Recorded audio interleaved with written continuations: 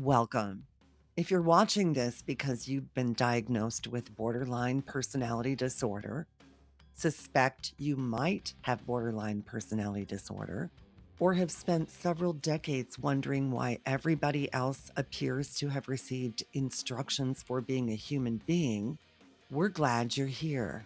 Please be sure to grab your complimentary copy of the Borderline Personality Disorder User Manual. You'll notice yours is approximately 4,700 pages long.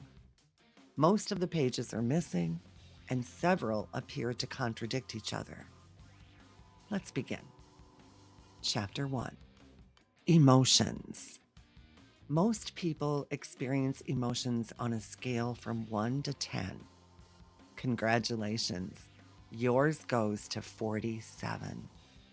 This means that minor emotional events may occasionally produce responses that seem disproportionate. For example, someone you love says, "Can we talk later?" Most people's nervous system, sure. Your nervous system? This is it. The collapse of Western civilization has begun.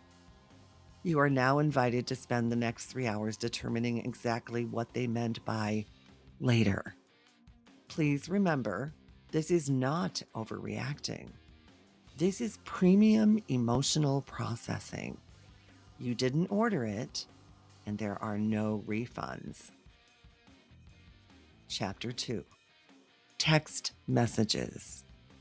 Text messaging provides people with borderline personality disorder an exciting opportunity to conduct forensic investigations without leaving the house. Consider the following message. Okay. A person without BPD may interpret this as okay.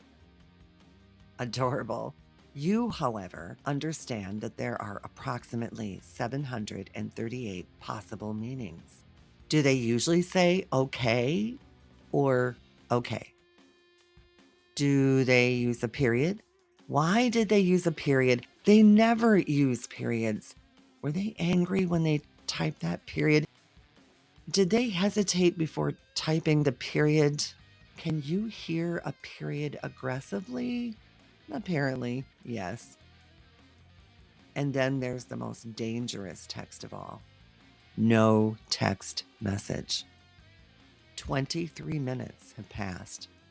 Possible explanations include they're driving, they're working, they're taking a shower, their phone died, they're talking to someone, they're asleep, or they have finally realized that you are completely unbearable and have begun quietly removing you from their life. Your brain appreciates all these possibilities and immediately selects the last one. Chapter 3. The Abandonment Alarm. Your borderline personality disorder comes equipped with an advanced early warning system. It can detect abandonment before abandonment actually exists. Your friend sounds tired? Alarm. Your partner wants an evening alone? Alarm. Someone's facial expression changes approximately 3 millimeters. We have a situation. Emergency personnel are immediately dispatched. Unfortunately, the emergency personnel are also you. You will now examine their facial expression, their tone, their body language, their punctuation, their previous 17 conversations with you, and something they said in the parking lot in 2009. Please remain calm. Actually, that's apparently not one of our available settings. Chapter 4. Who the hell am I? Every morning, please report to the identity department. Today's available identities include competent adult, unlovable disaster, fiercely independent woman, terrified 6-year-old, person who absolutely does not need anybody, person currently devastated, because somebody hasn't called. Please select one. Actually, never mind. Your selection has already changed. People sometimes describe this as not knowing who you are, but that doesn't quite capture it. Sometimes you know exactly who you are until something happens. Then suddenly the floor moves, and the version of yourself that felt completely solid 10 minutes ago disappears, which makes everyday activities surprisingly interesting, like deciding whether you're thriving or whether everyone secretly hates you while standing in the produce aisle holding an avocado. Chapter 5. Relationships. Relationships provide some of the most advanced coursework in the BPD curriculum. You may become deeply attached to people. You may notice tiny changes in them. You may feel distance before anyone else realizes there is distance. And when someone matters to you, they can matter enormously, which is why the internet has helpfully explained that people with borderline personality disorder are manipulative. Excellent. Let's examine this sophisticated manipulation strategy, shall we? Step 1. Become terrified that someone you love is leaving. Step 2. Panic. Step 3. Ask them not to leave. Step 4. Immediately become ashamed that you asked them not to leave. Step 5. Spend the next 6 hours analyzing whether asking them not to leave made them want to leave. Brilliant. Truly Machiavellian. Meanwhile, our sophisticated psychological mastermind has been looking for her glasses for 15 minutes. They're on her head. Chapter 6. Attention seeking. Another popular theory is that people with BPD simply want attention. This will come as fascinating news to the woman who has spent approximately 38 years saying, "I'm fine," while being spectacularly not fine. She doesn't necessarily want everybody looking at her. Quite often, she desperately wants somebody to understand her without forcing her to explain an emotional experience she barely understands herself. Unfortunately, the official instructions for this are also missing. Please turn to page 2813. Page 2813 says, "Try not to be so sensitive." Wonderful. Thank you. Problem solved. Chapter 7. The woman who apparently doesn't care about other people. People with BPD are sometimes described as selfish, uncaring, or incapable of considering other people's feelings. Meanwhile, our allegedly uncaring woman has detected a slight change in your voice, a different expression around your eyes, a longer pause than usual, and the fact that you put your coffee cup down harder than you normally do. She is now wondering whether you're okay, whether you're angry, whether she caused it, whether she should ask, whether asking will annoy you, whether not asking will make you think she doesn't care, and whether she should apologize for something just in case. Woman who allegedly doesn't care about other people, currently monitoring everyone's emotional state like NORAD. Chapter 8. Conflict. Conflict can be difficult when your nervous system experiences emotional distance as danger. Someone says, "I'm frustrated with you."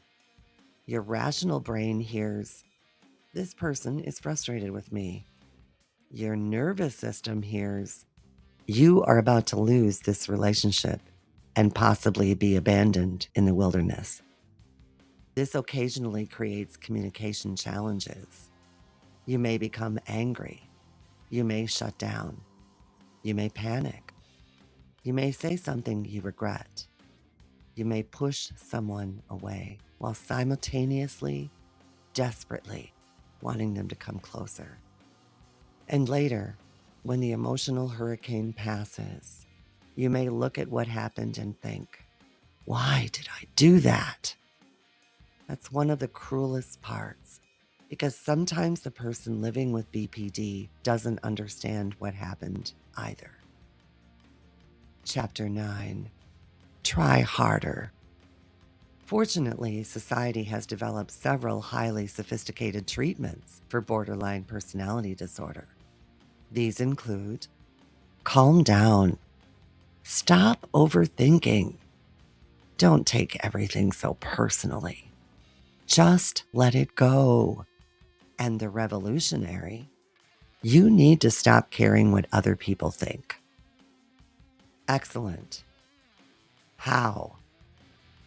Please consult Chapter 9 of your manual. Chapter 9 has been removed. We apologize for the inconvenience. Chapter 10. What the jokes are hiding. This is where the manual gets quieter, because borderline personality disorder isn't actually funny. The emotional pain can be enormous. The loneliness can be painfully overwhelming. And one of the hardest parts can be living inside reactions you don't always understand, while watching other people judge you for having them. You may spend years believing you're difficult, too emotional, too sensitive, too needy, too angry, too complicated, too much. And sometimes you may work unbelievably hard just to appear okay. There are people living with BPD who are trying every single day to interrupt patterns they didn't choose, to regulate emotions that arrive like tidal waves, to stop assuming distance means abandonment, to tolerate uncertainty, to trust, to stay, to let other people stay, to apologize when they've caused harm without turning themselves into the harm, and to learn something they may never have completely believed: that having intense emotions does not make you defective, that struggling in relationships does not make you incapable of love, that understanding why you react the way you do does not excuse hurting people, but it can finally give you somewhere to begin. And yes, sometimes we laugh, because occasionally living inside this brain is so exhausting, so confusing, and so completely absurd that humor becomes one way of saying, "Oh my God, you do this too? I thought it was just me." And maybe that's the part the manual should have put on page 1. You are not the only person trying this hard. And eventually, after all the alarms, all the forensic text analysis, all the emotional emergency response teams, and approximately 4,699 pages of contradictory instructions, you arrive at the part where somebody tells you the answer is emotional regulation. Excellent. Where do we get that? Therapy. Fine. Is there an Amazon version? No. Of course there isn't. So you pick up your enormous borderline personality disorder user manual, take a deep breath, and ask the only reasonable question left. All right, what page are we on? Page 1. You look at that 4,700-page manual. You look back at the instructor. Oh, For fuck's sake. All right, let's do this.